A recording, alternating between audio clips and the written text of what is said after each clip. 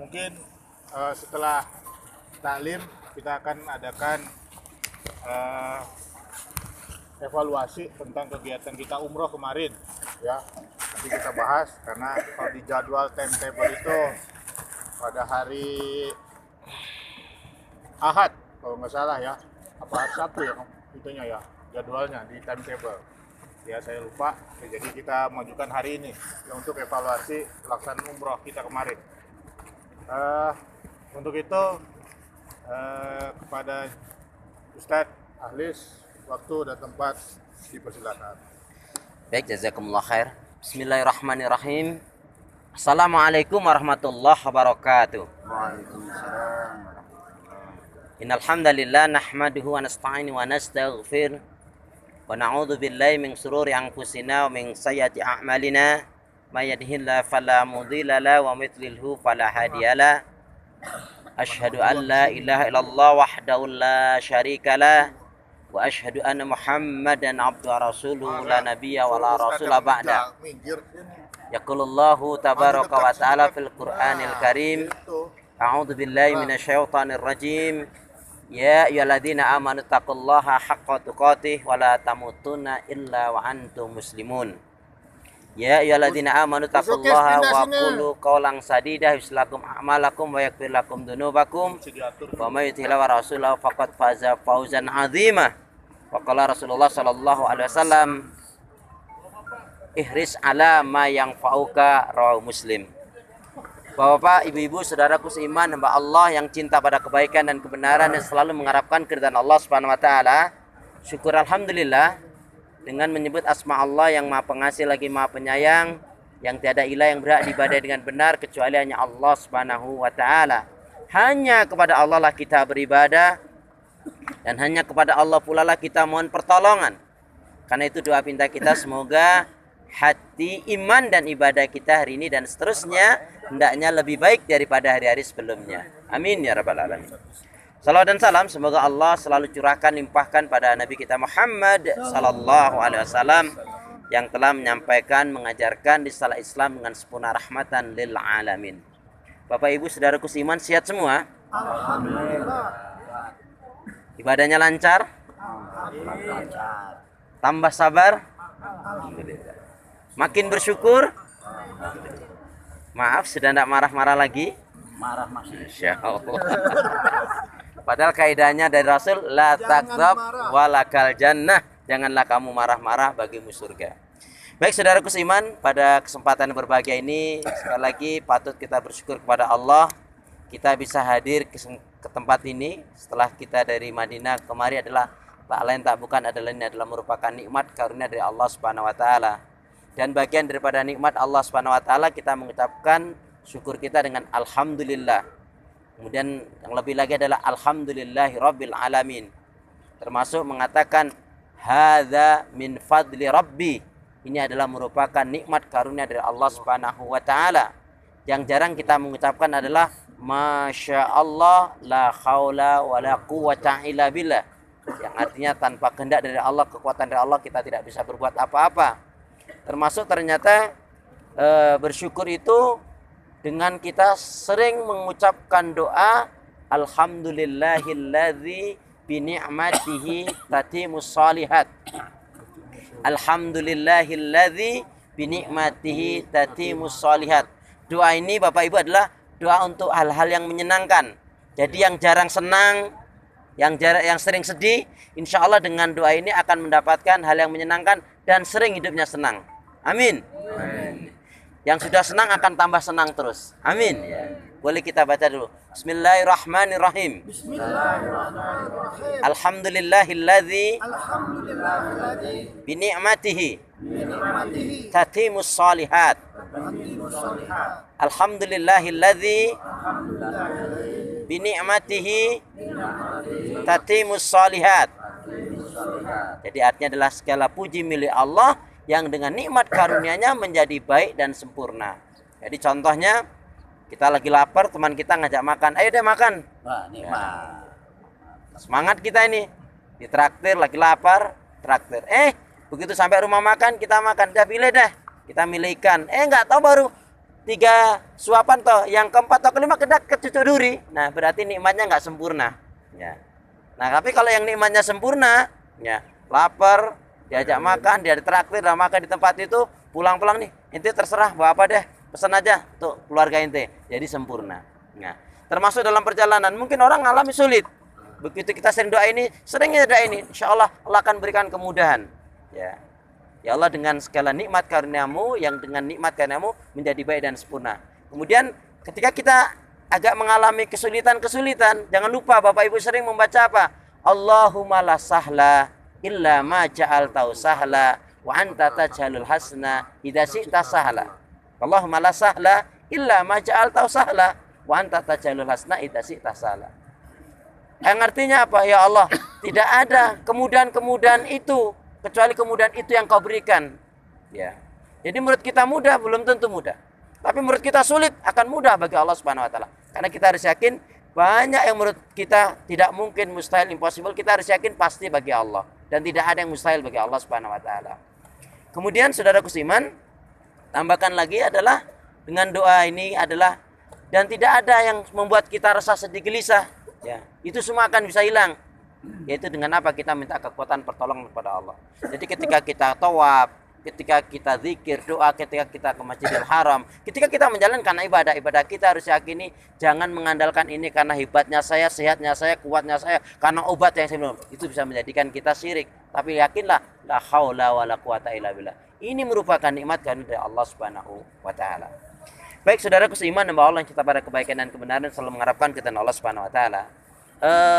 Kalau kemarin kita sudah belajar tentang penting wajibnya menuntut ilmu, yang pada kesempatan ini ingin saya tambahkan adalah ilmu-ilmu yang wajib kita pahami.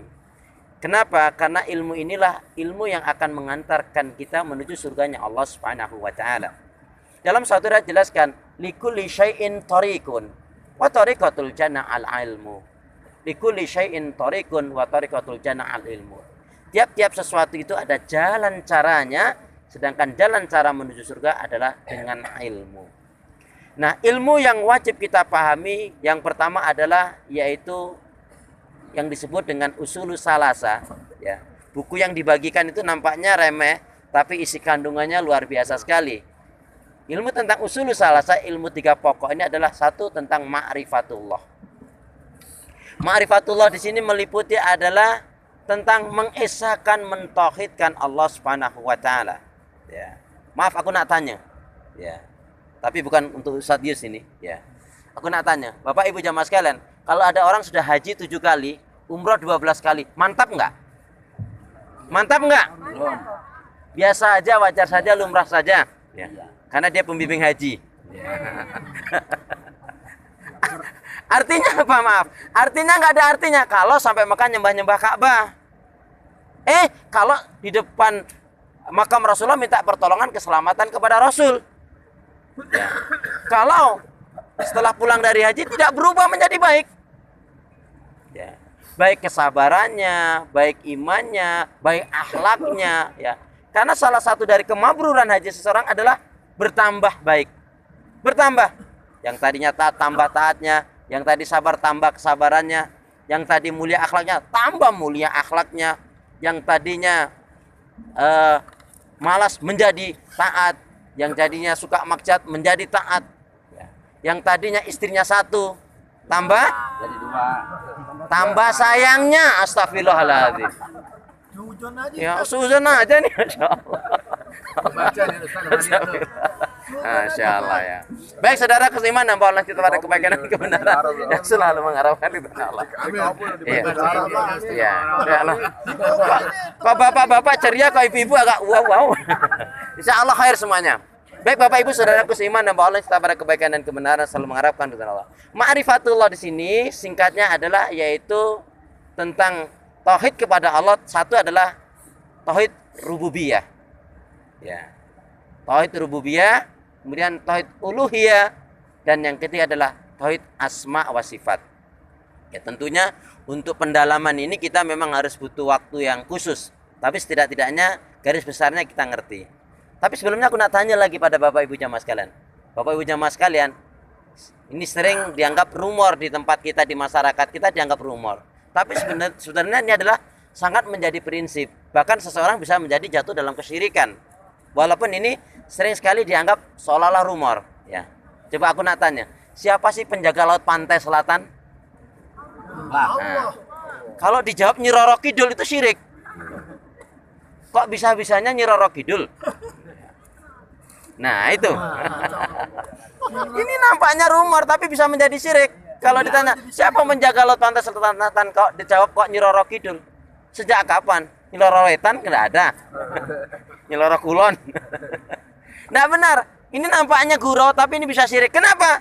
Kita harus yakin alhamdulillahi rabbil alamin. Rabb itu artinya adalah Allah sebagai pencipta, pengatur, pemelihara, penjaga alam semesta dan semuanya seisinya. Ya. Maka ketika kita mengatakan yang menjaga laut pantai selatan adalah yaitu kita jatuh dalam kesyirikan. Kalau ini pernah kita lakukan, kita wajib beristighfar kepada Allah Subhanahu wa taala. Ya. Maaf loh Bapak Ibu. Ini kita nampaknya rumor, tapi bisa menjadi syirik. Contohnya gini. Udah lama nggak ketemu, terus ketemu, ngomong-ngomong anaknya berapa? Anak saya 3, anak saya 5. Itu loh, suami saya yang doyan banget gitu. Ini kesannya adalah seolah-olah yang ngasih anak itu adalah suami. Ini menjadi syirik. Lupa kalau yang ngasih rezeki adalah Allah Subhanahu wa taala, ya. Termasuk di sini kita harus yakin betul, ya. Rabb di sini makanya alhamdulillahi rabbil alamin, ya. Allah sebagai pencipta, pengatur, pemelihara alam semesta dan seisinya. Kemudian adalah tauhid uluhiyah. Tauhid uluhiyah di sini adalah la ma'buda illallah. Tidak ada ilah yang berhak diibadah dengan benar kecuali hanya Allah. Yang meliputi apa? Tidak ada yang dapat memberikan ketenangan, ketentraman kecuali hanya Allah. Maka Bapak Ibu, kalau kita merasa tenang dan tentram itu dari pasangan hidup kita, bagian wasilah boleh. Tapi kalau yang menjadikan tenang dan tentram itu adalah yaitu anak istri kita, ini jadi satu kekeliruan. Ya. Kenapa? Ala bi dzikrillahi tatmainul qulub. Coba aku nak tanya lagi Bapak Ibu jamaah sekalian, afwan. Maaf. Antum sekalian dalam satu hari satu malam mampu berzikir berapa ribu kali? Halo? Nggak dihitung. Nggak dihitung tuh saking buahnya, saking sedikitnya itu. Astagfirullahaladzim. Yang 100 nggak usah dihitung. Ini kan bagian sudah menjadi lazim kita habis sholat, ya. Makanya orang beriman itu kan alladzina yadhkurunallaha qiyaman wa qu'udan wa 'ala junubihim. Maka Rasulullah mengajarkan kepada kita apa? Begitu bangun tidur nggak langsung bangun. Setelah mengucapkan alhamdulillahilladzi ahyana ba'da ma amatana wa ilaihin nusur. Rasulullah apa baca? Surat Ali Imran 190 191. Inna fi khalqis samawat. Setelah dengan membaca itu Ustaz nggak hafal gimana? Paling tidak kita baca artinya, kita merenungkan. Oh, jadi kita bangun tidur itu langsung connect kepada Allah Subhanahu wa taala. Langsung kita gantungkan diri kita kepada Allah Subhanahu wa taala. Ya. Itulah yang diajarkan oleh Rasulullah untuk merenungkan penciptaan langit dan bumi dan alam semesta. Kembalinya kepada Allah Subhanahu wa taala. Orang yang beriman itu yadhkurunallaha qiyaman wa qu'udan wa 'ala junubihim. Dalam keadaan dia berdiri, duduk, berbaring atau dalam keadaan bagaimanapun dia mengingat Allah Subhanahu wa taala. Kemudian saudaraku seiman, tentang tauhid uluhiyah di sini pengertian tiada Tuhan selain Allah ini jelas keliru. Apalagi yang kita sudah ngaji, ini nggak boleh lagi kita mengartikan tiada Tuhan selain Allah. Coba antum artikan Tuhan, antum baca Tuhan dengan cepat coba. Tuhan jadi hantu. Ya. Tuhan tuh banyak. Ya. Buktinya apa? Pohon bisa jadi Tuhan, uang bisa jadi Tuhan, pekerjaan bisa jadi Tuhan, ya. Istri bisa jadi Tuhan, suami bisa jadi Tuhan, ya. Tetapi tidak ada yang berhak diibadahi dengan benar kecuali hanyalah Allah Subhanahu wa taala. Maka dalam pengabdian kita pastikan wa ma khalaqtul jinna wal insa illa liya'budun. Ketika kita mengatakan la ilaha illallah, tidak ada yang dapat memberikan kelapangan rezeki kecuali Allah. Tidak ada yang dapat memberikan kebahagiaan kecuali Allah. Seperti halnya ketika kita mau pergi, pasti kita pinginnya selamat dan kita yakin assalam, yang kasih keselamatan adalah Allah Subhanahu wa taala. Tapi intinya penggantungan diri kita kepada Allah Subhanahu wa taala, dan itu adalah kemerdekaan jiwa seseorang. Makanya kemerdekaan seorang muslim mukmin adalah iyyaka na'budu wa iyyaka nasta'in. Hanya kepada Engkau ya Allah kami beribadah, dan hanya kepada Engkau pula ya Allah kami mohon pertolongan. Kemudian tauhid asma wa sifat. Tauhid asma wa sifat di sini adalah Yaitu seperti kemarin kita sudah masuk di Museum Asmaul Husna, salah satunya adalah kita meyakini Allah memiliki nama-nama sifat yang baik, yang itu hendaknya kita contoh, yang hendaknya itu kita tiru, ya. Termasuk di dalam berdoa Bapak Ibu, ya. Ini mengingatkan saja, saya yakin sudah ngerti, tapi mengingatkan saja. Dalam berdoa itu akan diijabah oleh Allah Subhanahu wa taala. Urut-urutan doa itu adalah satu, kita membaca Asmaul Husna. Seperti Allah firmankan di dalam surat Al-A'raf, surat yang ke-7 ayat yang ke-180, walillahil asmaul husna. Allah memiliki nama-nama yang baik. Fad'uhu biha. Maka mintalah kamu kepada Allah dengan menyebut nama asma Allah itu. Yang tidak pernah ditinggalkan oleh Ibunda Fatimah adalah Ya Hayyul Ya Qayyum Ya Arhamar Rahimin. Bapak Ibu, dalam satu ayat jelaskan, siapa yang dia berdoa meminta kepada Allah diawali dengan Ya Hayyul Ya Qayyum Ya Arhamar Rahimin, di depan ataupun di belakang, di awal atau di akhiri, maka ini salah satu doa yang akan dipercepat oleh Allah dikabulkannya. Ya, Ya Hayyul Ya Qayyum Ya Arhamar Rahimin. Ya Hayyul Ya Qayyum Ya Arhamar Rahimin, ya. Baik. Ini yang pertama adalah kaitannya dengan ilmu tentang ma'rifatullah, ilmu tentang mengenal Allah. Ya, garis besarnya adalah kita harus yakin dalam hal ini adalah tauhid rububiyah. Kita yakin seyakinnya Allah yang menciptakan, memelihara, mengatur alam semesta dan sisinya adalah Allah Subhanahu wa taala semuanya, bukan manusia. Maka ketika aturan manusia itu, ketika Allah menetapkan hukum, itu hukum yang Allah buat itu mengandung rahman, mengandung rahim, mengandung hikmah, mengandung manfaat, ya, mengandung kebijaksanaan, mengandung keadilan, ya, mengandung kebenaran. Ketika manusia membuat hukum, dia hanya untuk kepentingan dirinya sendiri, menguntungkan diri sendiri, ya. Makanya ketika seseorang dia lebih taat kepada hukum manusia daripada hukum Allah, dia bisa menjadi syirik. Naudzubillah, naudzubillah min dzalik. Baik, ini yang pertama, ilmu yang wajib kita pahami adalah ilmu tentang ma'rifatullah. Kemudian yang kedua adalah ma'rifatul Rasul, yaitu mengetahui tentang sifat-sifat Rasul. Di dalam Museum Rasul kita bisa belajar, di sana dijelaskan tentang as-saja'ah, keberanian Rasul, tentang al-hilm, tentang lemah lembutnya Rasul, tentang tasamuh, toleransinya Rasulullah dengan orang-orang kafir. Ya. Kemudian sikap Rasulullah terhadap yang lebih tua, ya, dan terhadap yang muda. Makanya ada hadis Nabi, laisa minna man lam yuwaqqir kabirana wa lam yarham shaghirana. Ya. Bukanlah dari golonganku, dari umatku yang dia itu tidak memuliakan yang muda, tidak memuliakan yang tua tidak menyayangi yang muda. Di sini kebersamaan kita meski kita jaga betul, ya, karena kita tidak ingin hanya sekedar karena bareng-bareng ini, ya, alhamdulillah kita bisa bersama ini, meskinya persahabatan persaudaraan kita ini betul-betul diawali dari sini, tapi kita punya sama moto apa? Yaitu bahagia. Sehidup Bahagia. sesurga. Enggak ada yang amin? Ya Allah. Kalau hidup semati hanya mati. Tapi kalau hidup sesurga, ya, itu mulai dari sini. Ya, kita awali betul-betul persahabatan persaudaraan ini karena Allah. Kenapa?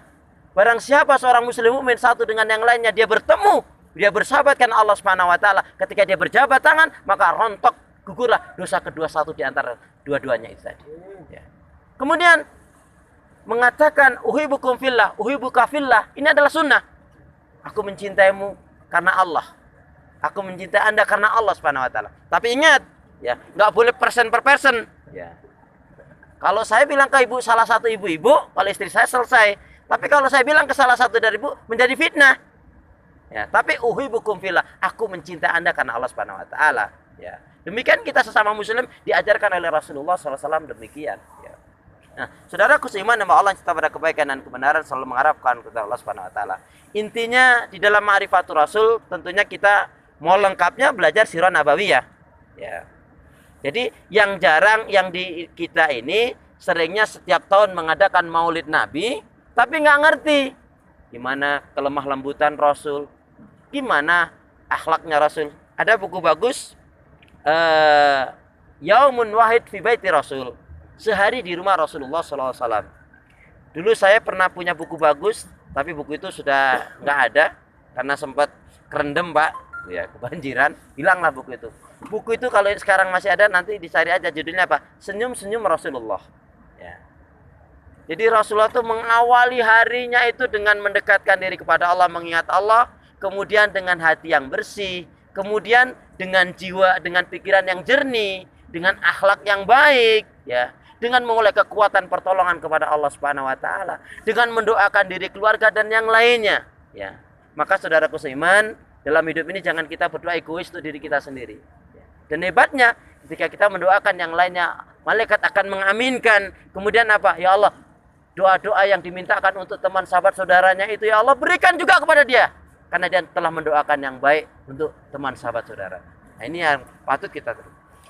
Tapi di poin ketika bicara tentang ma'rifatullah, kita ambil satu firman Allah Subhanahu wa taala saja yang mencakup di dalam surat Muhammad, ya. Surat Muhammad surat yang ke-47 ayat yang ke-19, a'udzubillahi minasyaitonirrajim. Tadi tertinggal, fa'lam annahu la ilaha illallah. Maka ketahuilah bahwa sesungguhnya tidak ada ilah kecuali Allah Subhanahu wa taala yang berhak diibadahi dengan benar. Bapak Ibu, surat Muhammad ini khususnya ibu-ibu. Kenapa ya, Bu ya? Kok kalau hamil ibu-ibu yang dibaca surat apa ini? Surat Yusuf. Kenapa, Bu? Biar ganteng. Maaf ya, masalah ganteng dan tidak, lihatlah bahannya. Yakin nggak jauh daripada itu? Emang ibu-ibu bapak-bapak nggak kepingin punya anak seperti anaknya seperti Nabi Muhammad? Ya pingin. Kok kalau hamil nggak baca surat Muhammad? Nggak kepingin punya anak seperti Nabi Ibrahim? Ya pingin. Hah? Kan nggak ada yang mustahil, Pak. Terjemahkan sendiri itu.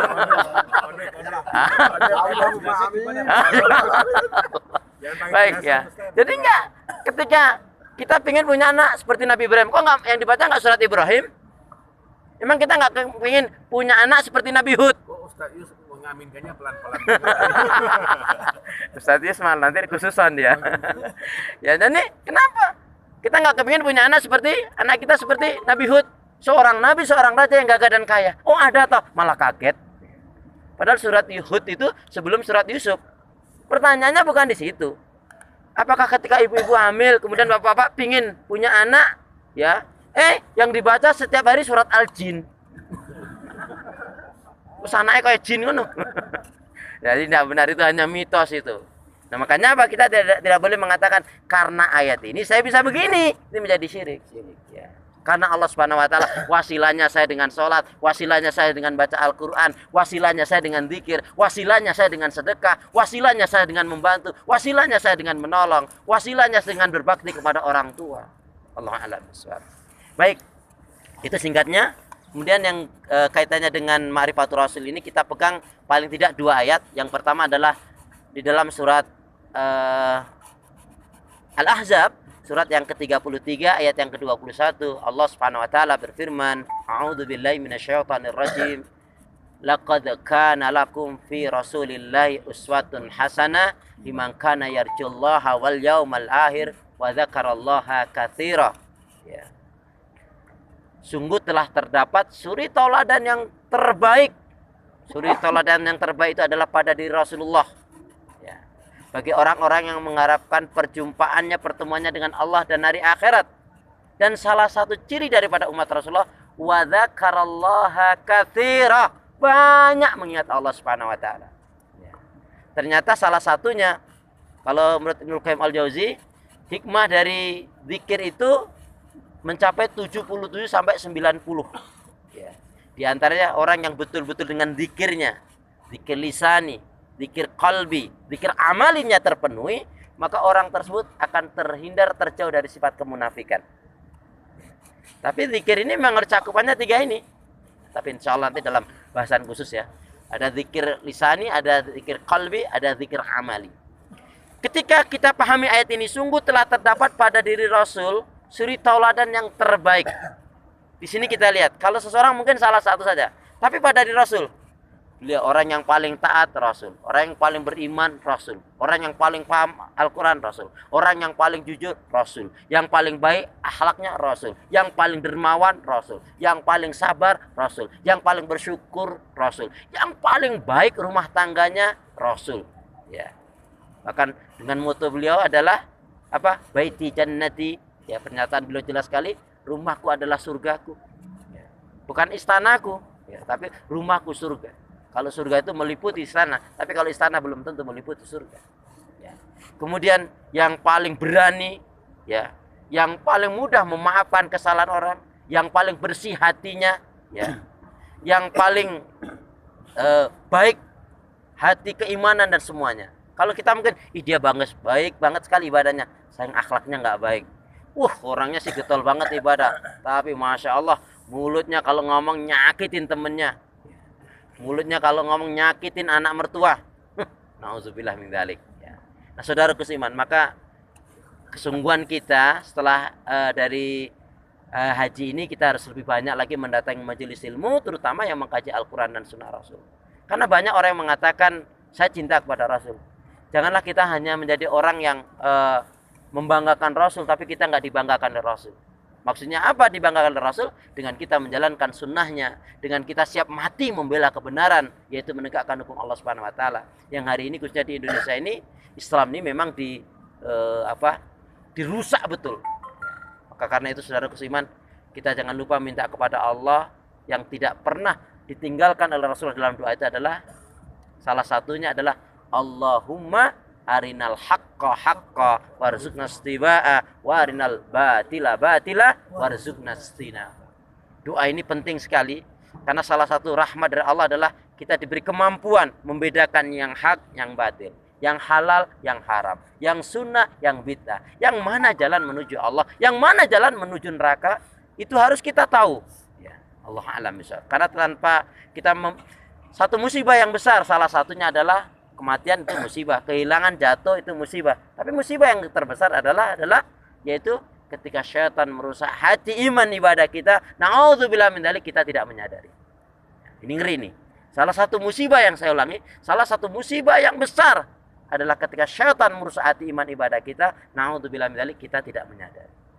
Makanya kenapa setiap hari sesering mungkin kita dianjurkan oleh Rasulullah untuk berdoa agar kita bisa menghindarkan dari syaitan atau bisa mengalahkan syaitan. Ya. Bisikannya mesti terus. Ya. Karena alladzi yuwaswis. Kenapa ayatnya kok enggak alladzi yuwas? Kalau alladzi yuwas itu artinya setan sekali menggoda, tapi yuwaswis selalu menggoda, bahkan sampai mati. Ketika sampai orang sakaratul maut seperti itu pun belum ditinggal, sampai dia mati baru tinggal. Begitu udah mati, dia mati. Tapi jangan akal-akalan orang-orang yang, maaf ya, buruk ya. Maka nak tanya aku, sama sekalian, menurut Anda, ya, mana yang lebih baik? Mati di dalam masjid atau mati di tempat pelacuran? Mana yang lebih baik? Di mana? Belum tentu. Ini contohnya mu'alaf. Mu'alaf ini kadang-kadang ngalah-ngalahin kita ya. Dia baru masuk Islam, sekarang udah jadi ustadz, sekarang udah ustadz, ayat-ayat Al-Quran hafal, hadis-hadis Nabi dia hafal banget nih, Masya Allah. Dia selain dia belajarnya semangat, kemudian dia punya keberanian, dia berdakwah, datang ke tempat pelacuran. Sekalian pelacur, berzina, bertobatlah kalian. Kalau kalian bertobat, Allah akan ampuni kesalahan dosa kalian. Tapi kalau kalian tidak bertobat, maka Allah akan menyiksa kalian, mengazab kalian. Dan salah satu penyebab datangnya musibah bencana malapetaka ini adalah dikarenakan perbuatan zina yang kalian lakukan. Nasihatnya bagus. Tapi dia dikerok malah dengan nasihatnya malah dikeroyok, digebukin sama germo-germo sama preman-preman, digebukin sampai mati di tempat pelacuran itu. Pertanyaan saya, ini mati husnul khotimah atau suul khotimah? Di tempat pelacuran loh. Husnul khotimah atau suul khotimah? Husnul khotimah dalam berbuat kebaikan. Yang satunya lagi apa? Mati di dalam masjid. Lagi apa? Lagi nyuri kipas angin kesetrum. Ini mati syahid atau mati sangit? Positif. Nauzubillah min. Jadi bagi kita mati di mana nggak terlalu penting. Ya. Karena ada yang menggembar-gemborkan hadis, barang siapa Ya, man mata bainal Makkah wal Madinah fa huwa fi sabilillah. Titik. Dan itu sebetulnya juga bukan hadis, hanya pernyataan saja. Barang siapa yang dia mati di antara Makkah dan Madinah atau di Makkah di Madinah, dia mati dalam keadaan husnul khatimah, dijamin surga. Falahul jannah katanya. Ini bukan hadis. Padahal keterangannya ya tentang husnul khatimah itu diterangkan, yaitu barang siapa yang dia mati antara Makkah dan Madinah atau di Makkah atau Madinah, maka dia mati dalam keadaan fisabilillah manakala dia dalam keadaan ibadah kepada Allah. Ya, jadi ini yang nggak ada ini. Dalam ibadah kepada Allahnya ini nggak ada. Seperti Pak Quraisy perlu kita kritisi ya. Itu Nabi Muhammad tidak dijamin masuk surga. Alasannya dia menganggap satu hadis. Dia memotong hadis. Ya, karena Rasulullah ketika itu mengatakan begini, ya. Di antara kalian ini tidak ada yang bisa masuk surga, maksudnya. Ya. Termasuk engkau ya Rasulullah. Ya. Nah, iyanya itu diputus. Padahal apa kelanjutannya? Walakin akan tetapi Allah merahmatiku, ya. Dan Allah memampukan aku mengalahkan hasut-hasutan setan. Dengan itulah Allah memasukkan surga. Penjelasannya begitu, bukan hadisnya begitu, tapi penjelasannya begitu. Nah, artinya apa di sini? Rasul mengingatkan kepada kita, kita ini masuk surga bukan karena amal kita, tapi karena rahmat Allah Subhanahu wa taala. Seperti halnya ketika Rasulullah memanggil ibunda Fatimah, "Wahai Fatimah, anakku, kamu masuk surga bukan karena anakku." Fatimah, Bunda Fatimah terkejut. "Kok begitu ya Rasul?" "Ya." "Lalu bagaimana ya Rasul?" "Kamu masuk surga karena rahmat Allah dengan perantara amal ibadahmu sendiri." Dengan perantara amal ibadahmu sendiri. Jadi kalau memang karena amal Pak, amal mana yang istimewa bagi kita? Nanti kita akan belajar juga tentang apa? Belajar dari sahabat Nabi radhiyallahu anhu. Baik. Saudaraku seiman dan Allah yang kita pada kebaikan dan kebenaran yang selalu mengharapkan kepada Allah Subhanahu wa taala. Kemudian yang selanjutnya adalah ilmu ma'rifatud dinul Islam bil adilah. Ya. Saudaraku seiman, hari ini kita digiring, termasuk Pak Jokowi ini menggiring kita ya untuk menjadi musyrik atau murtad. Kenapa? Ketika seorang muslim mengatakan harga mati bagi seorang muslim adalah Pancasila dan Undang-Undang 45, dia menjadi syirik atau murtad. Bagaimana? Atau NKRI. Ya kalau NKRI-nya kita mungkin betul Pak. Ya. Negara Kesatuan Republik Islam. Nah, kalau Republik Islam betul. Jadi I-nya beda kita dengannya. Kan di mana letaknya penyimpangan pernyataan ini, dan kita harus pahamkan pada diri kita dan keluarga kita, anak-anak kita. Satu, dalam firman Allah Subhanahu wa taala di dalam surat Al-Maidah, "Al-yauma akmaltu lakum dinakum wa atmamtu 'alaikum ni'mati wa raditu lakumul Islam madina." Allah ridha itu hanya satu, pedoman hidup adalah Islam. Aturan hidup adalah Islam. Dan siapa yang dia mengikuti aturan Islam pasti dia akan bagai selamat. Orang kafir Pak, orang Cina itu dia pakai ilmunya ilmu Islam, cara berbisnisnya, ya, dia berhasil, ya. Kita orang Islam meninggalkan Islam, memang dipecah-pecah begitu, ya. Kemudian firman Allah dengan tegas Allah nyatakan, "A'udzubillahi minasyaitonirrajim." Ya. "Innad dina indallahil Islam." Satu-satunya, ya, din itu adalah pedoman hidup, keyakinan hidup, ya, prinsip hidup, undang-undang hidup yang diridhai oleh Allah, yang diterima oleh Allah adalah Islam.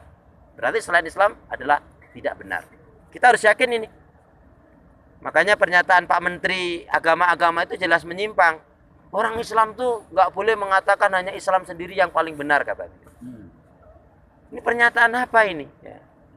Yang menyatakan Menteri ini akan menimbulkan efek yang sangat buruk kepada yang lainnya. Maka pernyataan seperti ini harus kita counter, dan ini adalah pernyataan yang menyimpang. Kemudian dipertegas dalam firman Allah Subhanahu wa taala dalam surat Al-Imran ayat yang ke-85. A'udzu billahi minasyaitonir rajim. Wa may yabtaghi ghairal islami dinan fala yuqbala minhu wa huwa fil akhirati minal khasirin. Ya. Barang siapa yang mencari agama, pedoman hidup, keyakinan hidup, asas hidup selain daripada Islam, maka tertolak kata Allah, dan dia di akhirat termasuk orang-orang yang akan merugi. Ya. Al-Imran Ya, ayat yang ke-85. Ini harus kita yakin. Maka bagi diri kita adalah harga mati itu adalah Al-Qur'an, harga mati itu adalah Islam. Selain itu adalah hanya permainan aturan manusia. Yang kalau itu manfaat tidak mengkaitkan dengan keyakinan tauhid akidah kita, bolehlah kita pakai. Tapi kalau sudah menyinggung tentang keimanan kita, tauhid kita digiring pada kesyirikan, pada penyimpangan, pada pemikiran, harus kita tolak. Siapapun, perkataan siapapun menyimpang dari Al-Qur'an dan Sunnah, wajib kita tolak. Nah, saudaraku seiman nama Allah kita pada kebaikan dan kebenaran, ma'rifatullah, ma'rifatul Rasul, dan ma'rifatul dinul Islam, ya.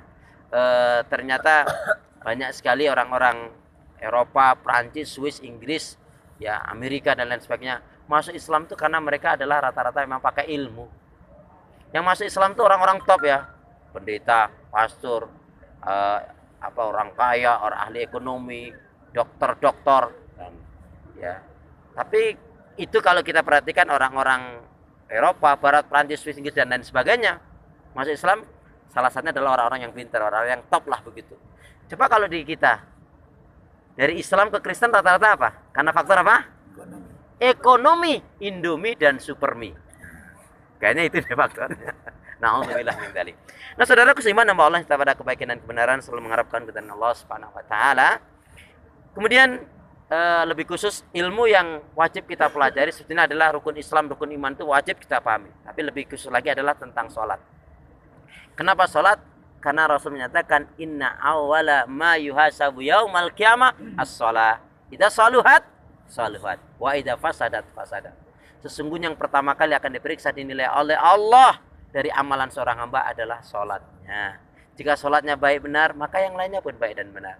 Jika sholatnya rusak, yang lainnya juga rusak. Maaf Bapak Ibu, kalau kita masih suka marah-marah, kalau kita masih suka berdusta, ghibah, menghina, mencela, maaf kalau kita masih belum bisa mengendalikan emosi kita. Kalau emosi biasanya emosi, ya, itu pertanda maaf sholat kita belum benar. Ya, kalau nggak mau dikatakan belum benar, belum sempurna deh. Kenapa? Jelas satu firman Allah saja kita angkat. Aqimi shalah, inna sholata tanha anil fahsya'i wal munkar. Jadi kalau kita masih suka nyakitin anak mertua, berarti sholat kita belum benar. Kok kita masih suka berdusta, berarti sholat kita belum benar. Na'udzubillah tsumma na'udzubillah. Nah, untuk ibu-ibu ini, khusus untuk ibu-ibu dan bapak-bapak juga. Khusus untuk ibu-ibu, usahakan ibu-ibu yang ibu masih punya ibu. Ibu-ibu, ibu, Ya. ibu, Ya. ibu-ibu ingat, kenapa saya ulangi begitu? Karena Rasulullah panggil ibumu, ibumu, ibumu sampai 3 kali kan. Ibu-ibu terutama yang masih punya ibu, usahakan betul ketika ibunya ibu meninggal, maka ibulah yang memandikan. Jangan orang lain. Dan itu adalah bakti terakhir ibu secara fisik kepada ibunya ibu. Orang lain itu hanya membantu. Jangan diserahkan ke orang lain. Termasuk kita bapak-bapak. Ketika orang tua kita meninggal, usahakan kita yang memandikan. Jangan, ya Ustadz bolehlah manggil untuk memandu. Tetapi kita ini anaknya.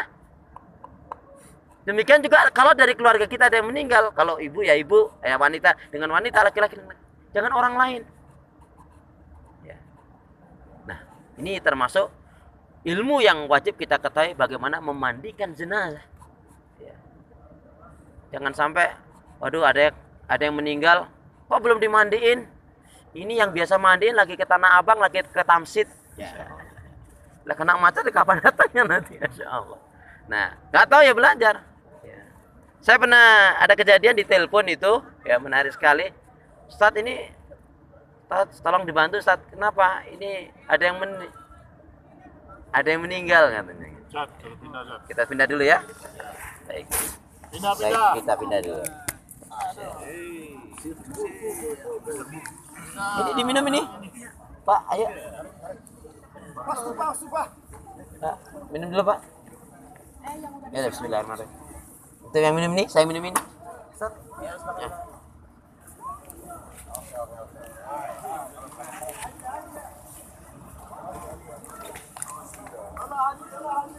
Ya. Enggak, aku gue. Ustaz anu. Ngepel. Wah.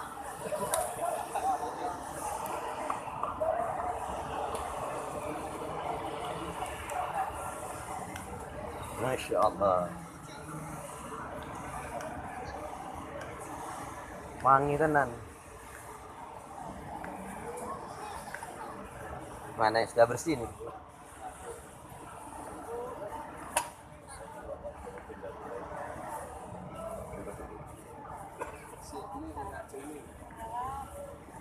Pantas ngajinya mah. Ini ngajinya di bawah jam-jam tower. Jam-jamnya mana towernya? Kitanya di mana? Ini kan jam-jam tower.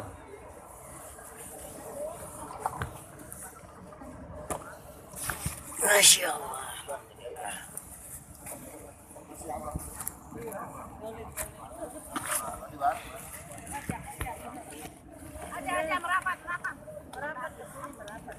Ini depannya sini Pak. Siapa punya sendal nih? Ah, di sini. Hah? Haji. Tarik. Mantap lah Bang Ustadz nih. Masya Allah. Kemana lah?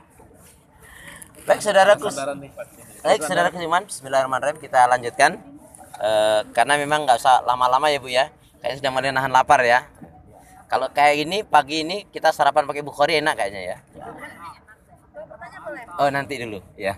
Nanti sebentar lagi saya tambah lagi. Bentar, Sabar. Baik, Bapak-bapak, Ibu-ibu, saudara seiman, nama Allah kita pada kebaikan dan kebenaran selalu mengharapkan kepada Allah Subhanahu wa taala. Jadi, saya ingin ulangi khususnya ibu-ibu, ketika ibunya ibu meninggal, maka usahakan ibulah yang memandikan. Jangan orang lain. Ya. Orang lain itu hanya membantu menolong. Kalau belum bisa ya belajar, panggil ustadz, panggil ustazah. Ustazah ajarin kami dong gimana keluarga kami ini bisa memandikan jenazah. Ini penting sekali. Ya. Nggak marah nanti ibu kita. Ya. Kamu doain aku cepat mati ya? Ya enggak lah gitu. Jadi pas ibunya nggak ada ya. Ya. Enggak, itu penting sekali. Ya, kalau ustadznya menjelaskan kan malah senang ini. Ya ustadz baru senang sekali. Ya. Baik saudara seiman. Jadi ilmu ini adalah ilmu yang memang kita harus mendatangkan guru ketika kita memang belum ngerti. Ya. Karena kalau kita menyimpulkan sendiri biasanya juga nggak pas nanti. Fas'alu ala dzikri in kuntum la ta'lamun. Ya. Bertanyalah kamu kepada orang-orang yang diberi ilmu oleh Allah Subhanahu wa taala. Jika kamu nggak ngerti, maka Bapak Ibu jemaah sekalian, kembali kita ingat pada firman Allah surat 17 ayat 36, A'udzubillahi minasyaitonir rajim, wala taqfu ma laisa laka bihi ilm, inna sam'a wal basara wal fuada kullu ulaika kana anhu mas'ula. Janganlah kalian melakukan amalan ibadah yang kalian tidak ketahui ilmunya, karena sesungguhnya pendengaran, penglihatan dan hati akan diminta pertanggungjawab oleh Allah Subhanahu wa taala. Ya. Kemudian ilmu apa yang wajib kita pahami, yaitu ilmu tentang ibadah dengan benar. Mungkin saya akan cukupkan sampai di sini. Ilmu ibadah yang benar ini Bapak Ibu, mari kita ingat, semua ibadah yang kita lakukan hendaknya kita landasi dengan 3 I. Kita iringi dengan 1 I dan kita kunci dengan 1 I.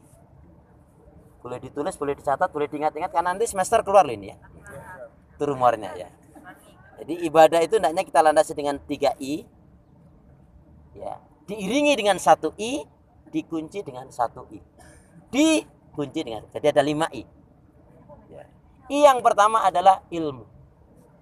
Ketika bicara ilmu, pastikan ibadah ini bukan karena kemubiannya, bukan karena meriahnya, bukan karena banyaknya, tetapi karena benarnya. Dan benar itu adalah menurut Allah dan Rasul. Harus ada di benak kita keyakinan benar itu dari Allah dan Rasul. Makanya ketika ada ustadz kayak guru, ulama berpendapat, apapun boleh saja berpendapat. Tapi ketika pendapatnya ini bertentangan dengan Al-Quran dan Sunnah, kita nggak usah ragu, ini nggak benar, ini salah.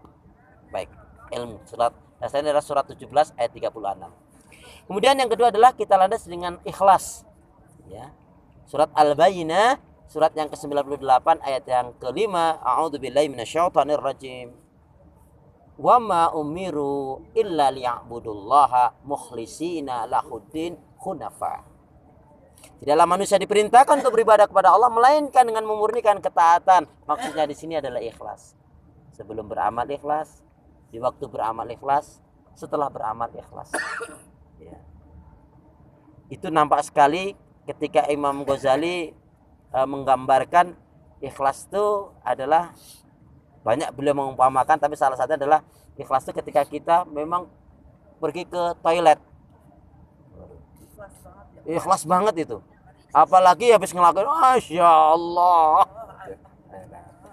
Ya, tapi ikhlas belum beramal di waktu beramal, setelah beramal. Dan ikhlas terutama, saya ingin ingatkan lagi, terutama Bapak Ibu kalau mengeluarkan ZIS, ya, kalau mengeluarkan zakat, infak dan sedekah, catatannya cuma satu, yaitu harus ikhlas. Keluarkanlah ya zakat, infak, sedekah Anda biar banyak, yang penting ikhlas. Daripada sedikit nggak ikhlas, lebih baik banyak tapi Ikhlas. Dan sedikit nggak ikhlas, diungkit-ungkit lagi. Nah, itu bilang Coba balik. kalau banyak ikhlas. Nah, Dibalik. insyaallah. Kemudian yang ketiga adalah ittiba'ur Rasul. Mengikuti tuntunan Rasulullah sallallahu alaihi wasallam. Allah Subhanahu wa taala berfirman di dalam surat Ali Imran ayat yang ke-31, A'udzu billahi minasyaitonir rajim. Qul in kuntum tuhibbunallaha fattabi'uni yuhibbukumullah wa yaghfir lakum dzunubakum wallahu ghafurur rahim. Tapi aku nak tanya lebih dulu nih pada Bapak Ibu jamaah sekalian. Mana yang benar cara baca ini? Qul huwallahu ahad atau qul huwallahu ahad? Yang benar yang pertama atau yang kedua? Nah, saya ulangi. Qul huwallahu ahad atau qul huwallahu ahad? Yang pertama atau kedua? Perhatikan. Ketika ibu mengatakan, bapak mengatakan kul, itu artinya makan. Tapi ketika menggunakan kul, dia ada di dalam, itu artinya katakan. Mana yang benar? Kul atau kul? Nah, coba deh, selama ini kira-kira bacanya kul wallahu ahad, Allahu samad, atau kul. Nah, nanti belajar tahsin sendiri itu. Ya, itu penting ya, perlu diingatkan. Ya, karena salah kita nanti. Kul a'udzu birabbin nas, makanlah, artinya kul itu makan. Tapi kalau kul, nah dari dalamnya kul qaf kan? Ya, katakan. Sering kita nggak perhatikan ini. Ya, nah, ini untuk lebih baiknya nanti kita tentunya belajar khusus dengan ustadz yang tahsin ya, yang ahlinya dalam Al-Qur'an. Ya, sedikit-sedikit perlu kita ingatkan kan, Pak. Khawatirnya kita kebiasaan yang salah terus-menerus. Ya. Ya, apalagi kalau kita waktu ngaji itu bersama itu enak. Kul a'udzu birabbil nas, kul a'udzu birabbil falaq, kul itu aja. Artinya apa? Katakan makanlah. Nah, maaf ya, ini mengingatkan saja insyaallah. Baik ya. Jadi nanti kita bisa pacu dalam semangat kita untuk menuntut ilmu. Baik saudara keiman, katakanlah ya Muhammad, kul in kuntum tuhibbunallaha fattabi'uni yuhibbukumullah wa yaghfir lakum dzunubakum wallahu ghafurur rahim. Katakanlah ya Muhammad pada umatmu, jikalau kalian benar-benar mencintai Allah, ikuti aku dalam ibadah. Ikuti Rasul. Apa hikmahnya? Janji Allah sini jelas sekali.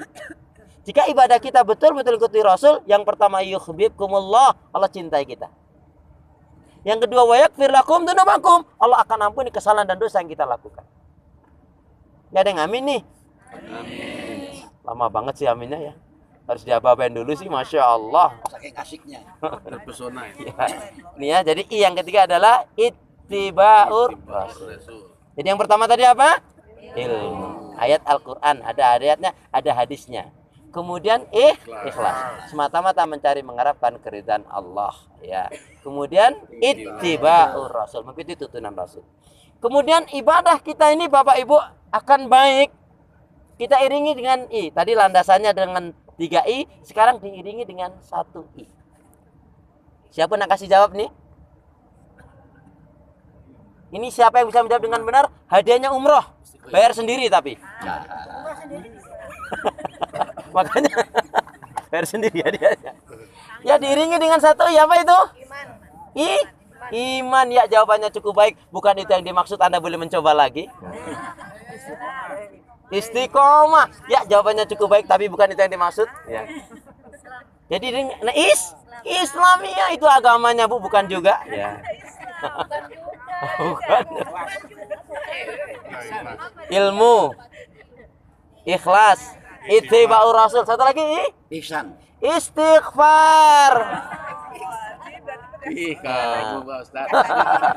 Kenapa istighfar Bapak Ibu? Nah, ini perlu saya jelaskan. Kenapa istighfar? Karena kita khawatir, naudzubillah min dzalik, jangan-jangan ibadah kita ini ada unsur syiriknya, ada unsur sombongnya, ada unsur menzalimi orang, ada unsur ibadah yang kita lakukan tidak pakai ilmu, menyalahkan orang. Ya. Fasabbih bismi rabbika wastaghfir. Memuji Allah dirinya dengan apa? Dengan istighfar. Ini mengajarkan kepada kita apa? Ibadah-ibadah itu hendaknya kita iringi dengan istighfar. Khawatirnya tadi ada unsur riaknya, ada unsur sombongnya, ada unsur kezalimannya, ada unsur nggak ngertinya, ada unsur menyegerakan yang sesuatu mestinya kita lambatkan. Nabi mengajarkan kepada kita, ya apa? Dengan mohon ampun kepada Allah, ya Allah, sekiranya ada yang mestinya aku dulukan tapi aku belakangkan, mestinya aku belakangkan, aku akhirkan, aku dulukan. Ya, apa? Dengan istighfar. Ya.